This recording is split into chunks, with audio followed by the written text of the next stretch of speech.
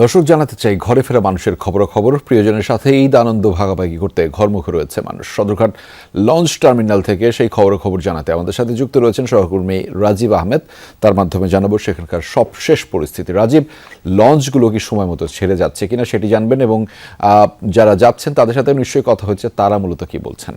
সদরঘাটের ঈদ যাত্রার সেই একটা ভিড় আমরা চোখে দেখতে পাচ্ছি। আমরা যে ঈদকে কেন্দ্র করে যে ঘরমুখ মানুষের যে ঢল, সেটা সদরঘাটে দেখা যাচ্ছে এবং বিকেল থেকে ঢল শুরু হয়েছে এবং দক্ষিণাঞ্চলের 35 রুটে প্রায় 70টির মতো লঞ্চ ছেড়ে গেছে এখন পর্যন্ত, এবং আরও প্রায় 30 থেকে 40টি লঞ্চ ছেড়ে যাওয়ার কথা রয়েছে। এবং এবছর যাত্রীরা বলেছেন যে অন্যান্য বছরের তুলনায় যে ভোগান্তি, সেই ভোগান্তিটা অনেকটা নাই বললেই চলে, এবং তারা ভালোভাবেই তারা লঞ্চে বা টিকিটের কোনো সংকট নেই বা ভাড়ার ওরকম কোনো অভিযোগ নেই।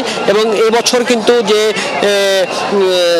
নৌকা দিয়ে বা অন্য ব্যবস্থা যে লঞ্চে ওঠা, সেই ব্যবস্থাটা কিন্তু এবার নাই বলে যে, এবং এই জন্য আইন শৃঙ্খলা বাহিনী সহ সকল নিরাপত্তা ব্যবস্থা জোরদার করা হয়েছে এবং কেউ যেন লঞ্চ ঘাটে প্রকৃত ঘটনা না করতে পারে সে ব্যাপারেও তারা দেখছেন, এবং লঞ্চে যে অতিরিক্ত যাত্রী বোঝাই করে লঞ্চ না ছাড়তে পারে সেটির ব্যবস্থা নেওয়া হচ্ছে বলে আপনার মাধ্যমে জানাচ্ছিলাম। দর্শকদের ধন্যবাদ রাজীব আমাদের সাথে যুক্ত হওয়ার জন্য।